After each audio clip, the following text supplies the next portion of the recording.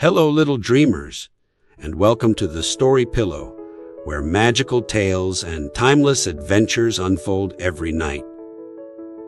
Tonight, we explore a story of resilience and bravery, Hansel and Gretel. Two siblings are abandoned in a forest, only to discover a house made of candy, an enchanting sight that hides a terrible danger. This is a tale of clever thinking, sibling love, and the courage to outwit even the most wicked adversaries. From Grimm's fairy tales by the brothers Grimm, let's begin. Hansel and Gretel. Hard by a great forest dwelt a poor wood cutter with his wife and his two children. The boy was called Hansel and the girl Gretel. He had little to bite and to break, and once when great dearth fell on the land, he could no longer procure even daily bread. Now, when he thought over this by night in his bed, and tossed about in his anxiety, he groaned and said to his wife, "What is to become of us? How are we to feed our poor children when we no longer have anything even for ourselves?" "I'll tell you what, husband," answered the woman. "Wearily tomorrow morning we will take the children out into the forest to where it is the thickest. There we will light a fire for them and give each of them one more piece of bread, and then we will go to our work and leave them alone. They will not find the way home again, and we shall be rid of them." "No, wife," said the man, "I will not do that. How can I bear to leave my children alone in the forest? The wild animals would soon come and tear them to pieces." "Oh, you fool," said she. "Then we must all four die of hunger. You may as well plane the planks for our coffins." And she left him no peace until he consented. "But I feel very sorry for the poor children, all the same," said the man. The two children had also not been able to sleep for hunger, and had heard what their stepmother had said to their father. Gretel wept bitter tears and said to Hansel, "Now all is over with us." Be quiet, Gretel," said Hansel. "Do not distress yourself. I will soon find a way to help us." And when the old folks had fallen asleep, he got up, put on his little coat, opened the door below, and crept outside. The moon shone brightly, and the white pebbles which lay in front of the house glittered like real silver pennies. Hansel stooped and stuffed the little pocket of his coat with as many as he could get in. Then he went back and said to Gretel, "Be comforted, dear little sister, and sleep in peace. God will not forsake us." And he lay down again in his bed when day dawned. But before the sun had risen, the woman came and awoke the two children, saying, "Get up, you sluggards. We are going into the forest to fetch wood." She gave each a little piece of bread and said, "There is something for your dinner, but do not eat it up before then, for you will get nothing else." Gretel took the bread under her apron, as Hansel had the pebbles in his pocket. Then they all set out together on the way to the forest. When they had walked a short time, Hansel stood still and peeped back at the house, and did so again and again. His father said, "Hansel, what are you looking at there and staying behind for? Pay attention, and do not forget how to use your legs." "Ah, father," said Hansel, "I am looking at my little white cat, which is sitting up on the roof. and wants to say goodbye to me." The wife said, "Fool, that is not your little cat. That is the morning sun which is shining on the chimneys." Hansel, however, had not been looking back at the cat, but had been constantly throwing one of the white pebble stones out of his pocket on the road. When they had reached the middle of the forest, the father said, "Now, children, pile up some wood, and I will light a fire that you may not be cold." Hansel and Gretel gathered brushwood together, as high as a little hill. The brushwood was lighted, and when the flames were burning very high, the woman said, "Now, children, lay yourselves down by the fire and rest. We will go into the forest and cut some wood. When we have done, we will come back and fetch you away." Hansel and Gretel sat by the fire, and when noon came, each ate a little piece of bread, and as they heard the strokes of the wood axe, they believed that their father was near. It was not the axe, however, but a branch which he had fastened to a withered tree, which the wind was blowing backwards and forwards. And as they had been sitting such a long time, their eyes closed with fatigue, and they fell fast asleep. When at last they awoke, it was already dark night. Gretel began to cry and said, "How are we to get out of the forest now?" But Hansel comforted her and said, "Just wait a little until the moon has risen, and then we will soon find the way." And when the full moon had risen, Hansel took his little sister by the hand and followed the pebbles which shone like newly, coined silver pieces, and showed them the way. They walked the whole night long, and by break of day came once more to their father's house. They knocked at the door, and when the woman opened it and saw that it was Hansel and Gretel, she said, "You naughty children, why have you slept so long in the forest? We thought you were never coming back at all." The father, however, rejoiced, for it had cut him to the heart to leave them behind alone. Not long afterwards, there was once more great dearth throughout the land, and the children heard their mother saying at night to their father, "Everything is eaten again. We have 1/2 loaf left, and that is the end. The children must go. We will take them farther into the wood, so that they will not find their way out again. There is no other means of saving ourselves."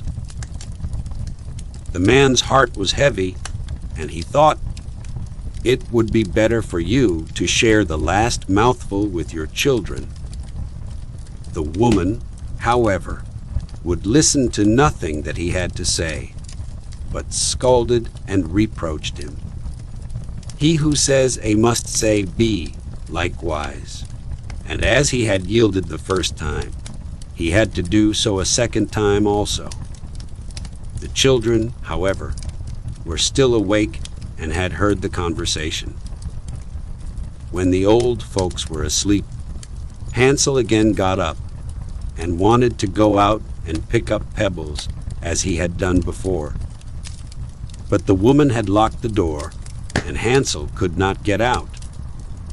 Nevertheless, he comforted his little sister and said, "Hey, do not cry, Gretel.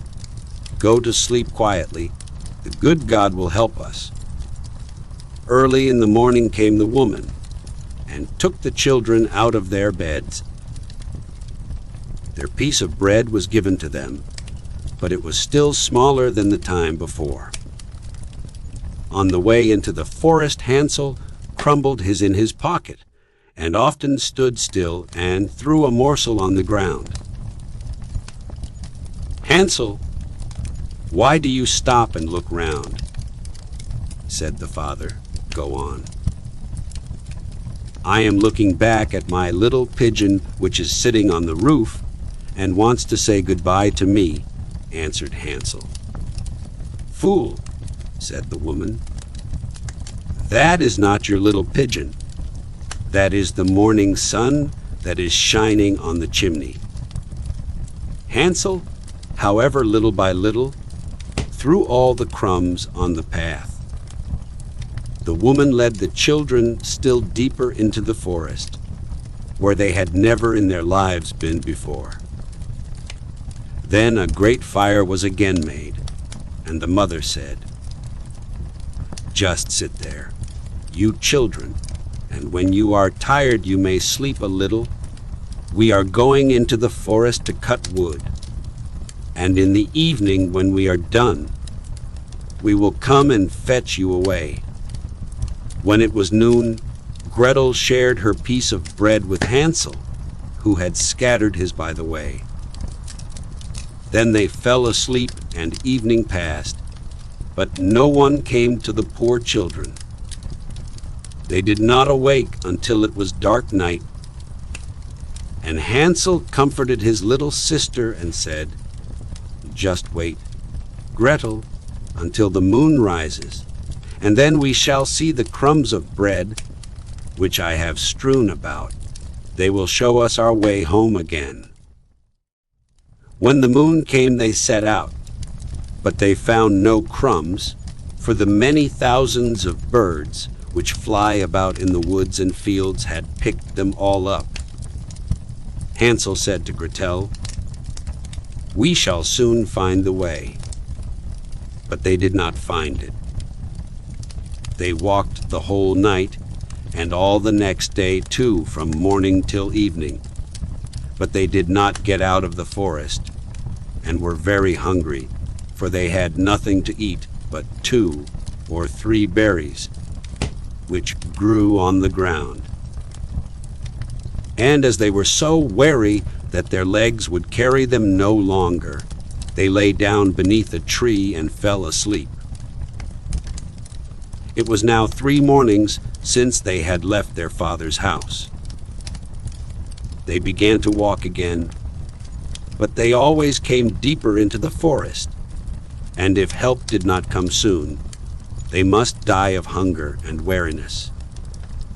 When it was midday, they saw a beautiful snow, white bird sitting on a bough, which sang so delightfully that they stood still and listened to it. And when its song was over, it spread its wings and flew away before them, and they followed it until they reached a little house, on the roof of which it alighted. And when they approached the little house, they saw that it was built of bread and covered with cakes, but that the windows were of clear sugar. "We will set to work on that," said Hansel, "and have a good meal. I will eat a bit of the roof, and you, Gretel, can eat some of the window. It will taste sweet." Hansel reached up above and broke off a little of the roof to try how it tasted, and Gretel leant against the window and nibbled at the panes. Then a soft voice cried from the parlor, "Nibble, nibble, gnaw, who is nibbling at my little house?" The children answered, "The wind, the wind, the heaven-born wind," and went on eating without disturbing themselves. Hansel, who liked the taste of the roof, tore down a great piece of it, and Gretel pushed out the whole of one round window pane, sat down, and enjoyed herself with it. Suddenly the door opened, and a woman as old as the hills, who supported herself on crutches, came creeping out. Hansel and Gretel were so terribly frightened that they let fall what they had in their hands. The old woman, however, nodded her head and said, "Oh, you dear children, who has brought you here? Do come in and stay with me. No harm shall happen to you." She took them both by the hand and led them into her little house. Then good food was set before them, milk and pancakes, with sugar, apples, and nuts. Afterwards, 2 pretty little beds were covered with clean white linen, and Hansel and Gretel lay down in them and thought they were in heaven. The old woman had only pretended to be so kind. She was in reality a wicked witch who lay in wait for children and had only built the little house of bread in order to entice them there. When a child fell into her power, she killed it, cooked and ate it, and that was a feast day with her.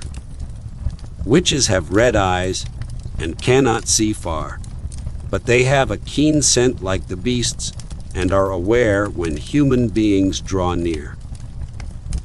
When Hansel and Gretel came into her neighborhood, she laughed with malice and said mockingly, "I have them. They shall not escape me again."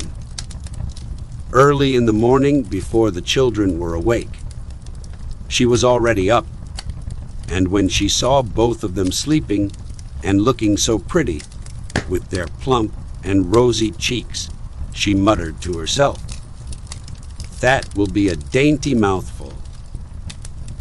Then she seized Hansel with her shriveled hand, carried him into a little stable, and locked him in behind a grated door.